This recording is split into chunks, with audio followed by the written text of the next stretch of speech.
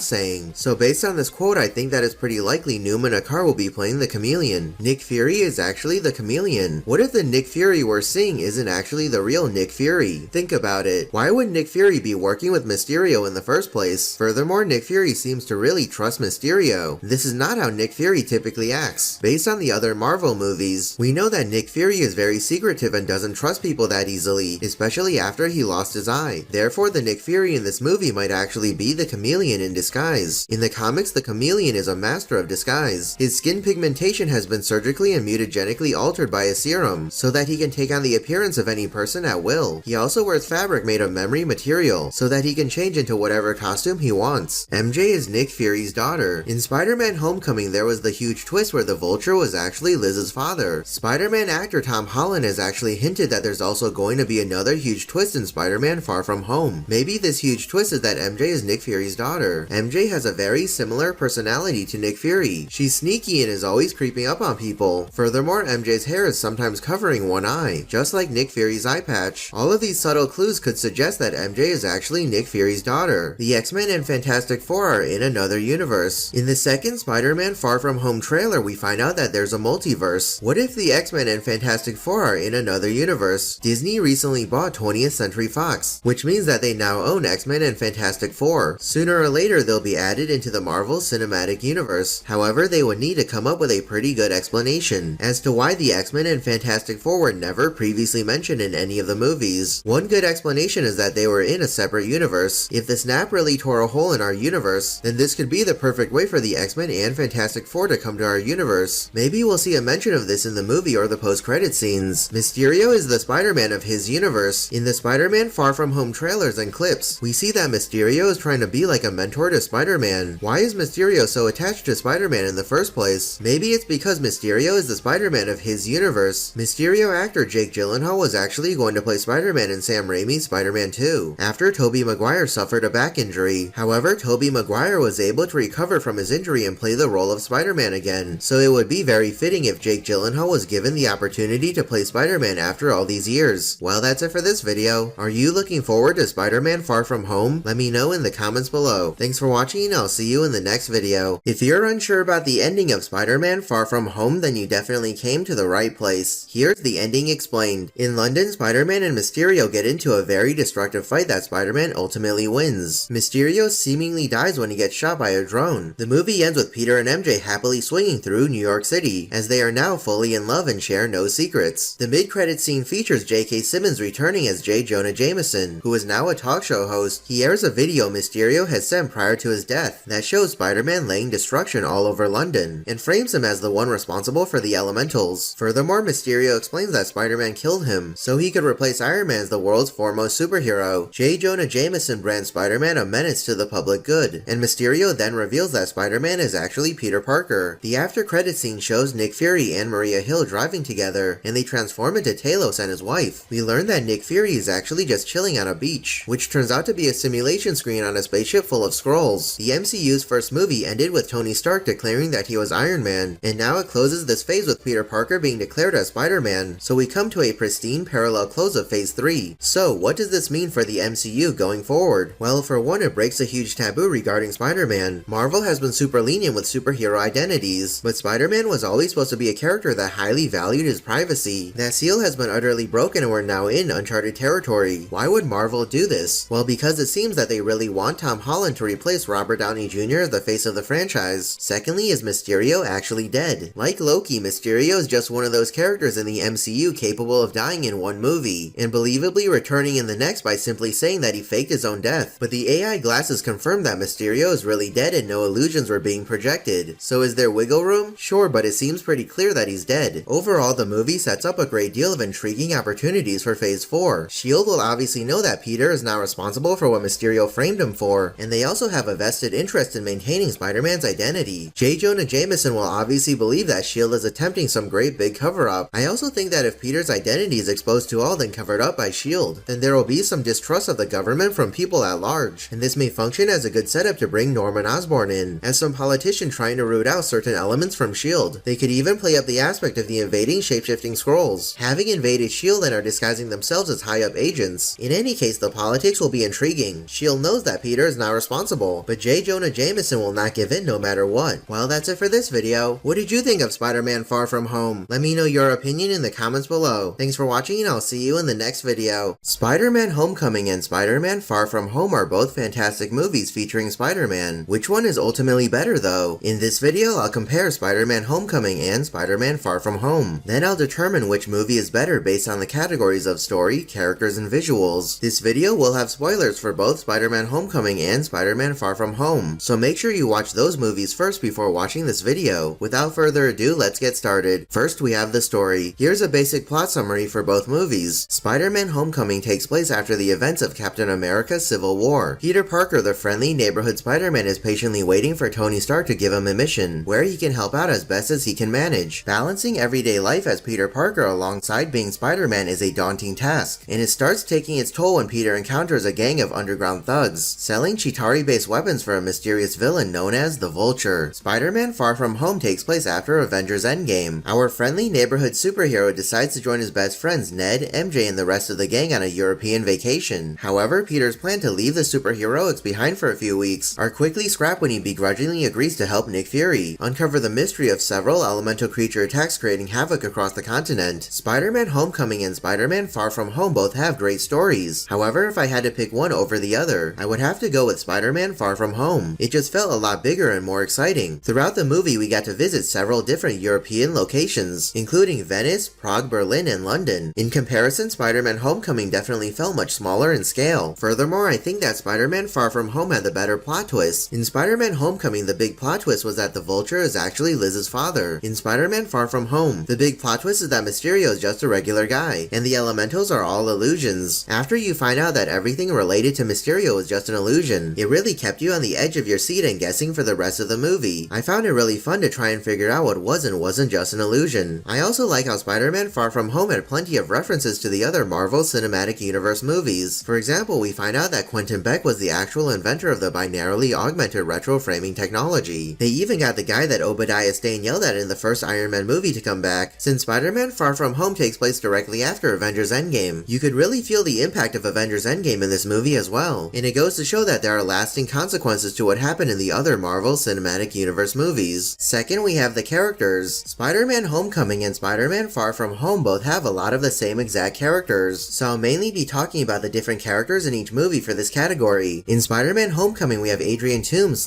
/ the Vulture and Tony Stark / Iron Man. In Spider-Man Far From Home, we have Quentin Beck / Mysterio, Nick Fury, and Maria Hill. While the cast of both movies are great, I feel that Spider-Man Homecoming has the better characters. The Vulture had a better motive than Mysterio. He just wanted to provide for his family. Before he went out of business, the Vulture was a hardworking man who supported his family honestly. However, he became desperate after he lost his job, so that's why he was willing to commit crimes and kill people. Furthermore, Tony Stark in Spider-Man Homecoming was much more important than Nick Fury and Maria Hill in Spider-Man Far From Home. The inclusion of Tony Stark in Spider-Man Homecoming was necessary because of the relationship between him and Peter Parker in Captain America Civil War. You could honestly just replace Nick Fury and Maria Hill with any other SHIELD agents, and it wouldn't have made too much of a difference to the plot of Spider-Man Far From Home. Third, we have the visuals. Both movies have some solid visuals, but I would have to say that Spider-Man Far From Home did it better. All of Mysterio's illusions looked very realistic and believable, especially the scene where Spider-Man had to fight Mysterio's illusions in Berlin. There were some really cool action scenes in Spider-Man Homecoming, like the ferry scene and the airplane battle at the end, but the action scenes in Spider-Man Far From Home definitely felt more creative and thrilling. It actually seemed like there were moments where Spider-Man was in genuine danger. The last fight scene in London with all the weaponized drones was awesome. In conclusion, I would say that Spider-Man Far From Home is ultimately the better movie. Well, that's it for this video. Do you agree with my decision? Let me know in the comments below. Thanks for watching, and I'll see you in the next video. 10 facts about Spider-Man Homecoming. The movie cast includes 1 Oscar winner, Marissa Tomei, and 2 Oscar nominees, Michael Keaton and Robert Downey Jr. This is the first Spider-Man movie to have a subtitle. Although the movie takes place in New York, the majority of it was filmed in Atlanta, Georgia. This is Robert Downey Jr.'s 8th time playing Tony Stark. He was in the 3 Iron Man movies, the 2 Avengers movies, Captain America Civil War, and he had a cameo in The Incredible Hulk. This is the first Spider-Man movie where Spider-Man will have his iconic web wings from the comics. J.K. Simmons had expressed interest in returning to play the role of J. Jonah Jameson. However, plans fell through after he was cast as Commissioner Gordon in Justice League. Tom Holland auditioned 8 times before he landed the role of Peter Parker. In total, Marvel Studios looked at over 1,500 actors for the role of Peter Parker / Spider-Man. In order to prepare for the role of Peter Parker, Tom Holland went undercover at a Bronx high school. The filmmakers have stated that this movie takes inspiration from John Hughes' comedies from the 80s about teens and high school.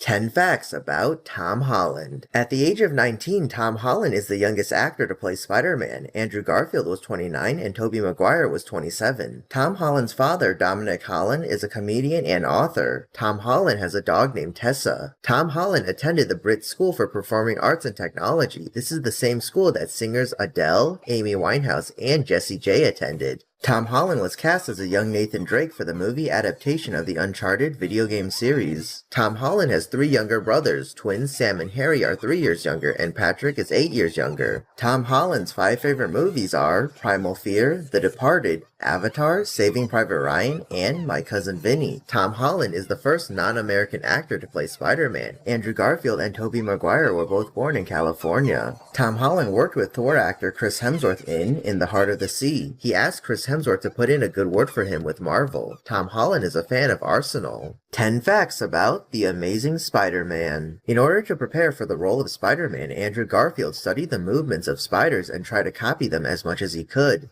During breaks, Andrew Garfield would go around New York in his Spider-Man outfit and play basketball with kids. Emma Stone, who plays Gwen Stacy, and Sally Field, who plays Aunt May, share the same birthday, November 6th. Sally Field hated the movie. She only took part because her friend Laura Ziskin was the producer. The movie was released in 2012, the 50th anniversary of Spider-Man's first appearance in the comics. Kim Barrett, the costume designer for the movie, stated that the Spider-Man suit was specifically designed to resemble an acrobat costume. In total, 56 Spider-Man suits were created for the movie. This movie employed over 1,000 people. In order to prepare for the role of Dr. Connors, Rhys Ifans learned to complete various tasks with one arm tied behind his back. He became quite skilled at tying a tie and making coffee. Andrew Garfield is a lifelong fan of Spider-Man. He even remembers dressing up as Spider-Man for Halloween at the age of 3. 10 facts about The Amazing Spider-Man 2. This is the first Spider-Man movie that was filmed entirely in New York. Emma Stone personally wrote Gwen's graduation speech. Shailene Woodley was cast as Mary Jane Watson, however she was cut from the movie because the filmmakers felt that there were too many characters. The Spider-Man suit was changed from the first movie. Director Mark Webb wanted something that looked more like the suit in the comics. Jamie Foxx is the first Oscar winner to portray a Spider-Man villain. This is the first Spider-Man movie that does not feature any new footage of Uncle Ben.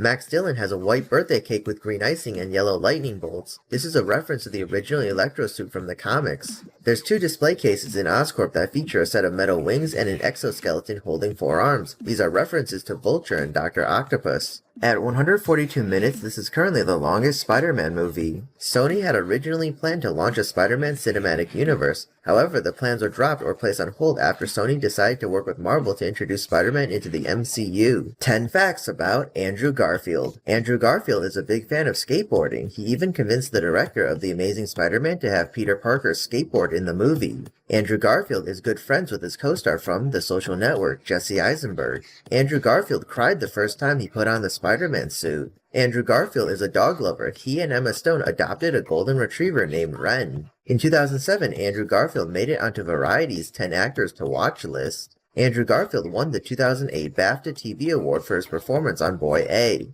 Although Andrew Garfield has a British accent, he's actually American. He was born in Los Angeles and moved to England at the age of 3. Andrew Garfield has dual citizenship in the United States and the United Kingdom. Andrew Garfield dated Emma Stone, his co-star from The Amazing Spider-Man, for 4 years. Andrew Garfield originally intended to study business, but he got interested in acting at the age of 16. 10 facts about Emma Stone. Emma Stone is a big fan of K-pop. Emma Stone's real name is Emily Stone. She had to change her name because it was already taken in the Screen Actors Guild. Emma Stone worked at Three Dog Bakery when she first moved to Los Angeles. Emma Stone has stated that if she wasn't an actress, she'd probably be a journalist. Emma Stone had to delete her Facebook because she was addicted to Farmville. Emma Stone's favorite TV show is Huff. Emma Stone's natural hair color is blonde. Emma Stone was the voice of London Tipton's dog, Ivana Tipton, in The Sweet Life of Zack and Cody. Emma Stone is good friends with Superbad co-star Jonah Hill. Emma Stone is a high school dropout. She attended Xavier College Preparatory for 1 semester but dropped out and moved to Los Angeles to pursue her acting dream. 10 facts about Spider-Man. This is the first movie to gross over $100 million in its opening weekend alone. Tobey Maguire had never read a Spider-Man comic book before. He only took the role because he liked the script. Hugh Jackman was supposed to have a brief cameo as Wolverine. However, the plan was scrapped because the crew wasn't able to get access to the Wolverine costume. This is the first Marvel movie to showcase the flipping pages Marvel logo at the beginning. Willem Dafoe performed 90% of his own stunts. The scene where Peter Parker catches Mary Jane's lunch tray involved no CGI. It took Tobey Maguire 156 takes to get it right. The sketches Peter Parker drew of his costume were actually done by Phil Jimenez, the artist of the Wonder Woman comics. Several Spider-Man suits were created for the movie. They cost $100,000 each. The main reason why Sam Raimi was chosen as director was because he's an avid comic book collector. This movie was released in 2002, the 40th anniversary of Spider-Man's first appearance in the comics. 10 facts about Spider-Man 2. The phone number on Peter's helmet is also a real New York pizza place's phone number. Peter's landlord, Mr. Ditkovich, is named after Steve Ditko, the co-creator of Spider-Man. There's one scene where Peter is eating a hot dog. Tobey Maguire is actually a vegetarian, so he was eating a tofu hot dog instead. In total, 35 Spider-Man suits were made for the movie. Approximately $54 million was spent on digital effects alone. This movie won the Academy Award for Best Visual Effects. The 2 boys who hand Spider-Man his mask on the train are Tobey Maguire's half-brothers, Weston Epp and Joe Paul Epp. This movie took the record for biggest opening day ever with $40.4 million. With a budget of $200 million, the movie shared the record with Titanic for the most expensive US movie ever made. It was eventually beaten by King Kong. Tobey Maguire was paid $17 million for this movie. 10 facts about Spider-Man 3. Real sand was used for Sandman except for when the characters were buried or covered in sand. For those scenes, ground up corn was used instead. This line was Topher Grace's idea. This movie was released on the same day as the Spider-Man 3 video game. Venom is never referred to as Venom in the entire movie. In total, the movie took 2 years and 10 months to make. This movie is Cliff Robertson's final film before he died. The release date for this movie was set before Spider-Man 2 was even released. The movie cast includes 2 Oscar winners, Cliff Robertson and J.K. Simmons, and also 5 Oscar nominees, Thomas Hayden Church, James Cromwell, Willem Dafoe, James Franco, and Rosemary Harris. All of Kirsten Dunst's screams in the movie were recycled from Spider-Man 2. During one of the scenes in Jameson's office, a newspaper in the background says, Doc Ock still at large. 10 facts about Tobey Maguire. Tobey Maguire is a vegan. Tobey Maguire originally wanted to be a chef, however his mom offered him $100 to take drama rather than home economics in high school. Tobey Maguire is good friends with Leonardo DiCaprio. Tobey Maguire almost couldn't do Spider-Man 2 because of his back pains at the end of shooting Seabiscuit. Tobey Maguire was considered for the role of Norman Bates in Psycho in 1998, however the role went to Vince Vaughn instead. Tobey Maguire played in the World Series of Poker. He won the Phil Hellmuth Poker Invitational and received a first prize of $95,480. Tobey Maguire enjoys yoga and cooking. Tobey Maguire is good friends with Spider-Man Trilogy co-star Kirsten Dunst. Tobey Maguire has been sober since the age of 19. Tobey Maguire was originally supposed to play the role of Jake Hoyt in Training Day, but the role went to Ethan Hawke instead.